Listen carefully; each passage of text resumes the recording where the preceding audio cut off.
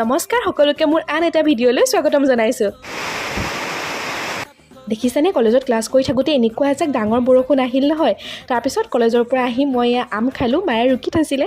তাৰপিছতে দুপৰীয়াৰ ভাত সাজ খালোঁ। এয়া দালি, কোমোৰা দিয়া দালি বনাইছে মায়ে, আৰু তাৰপিছত এয়া আলু ফ্ৰাই আৰু তিয়ঁহ সেনেকৈ খালোঁ। আৰু খাই বৈ মই আকৌ ওলাই গ'লোঁ। আজি মোৰ ডেন্স স্কুল এখনৰ অপেনিং আছে, তালৈকৈ বুলি।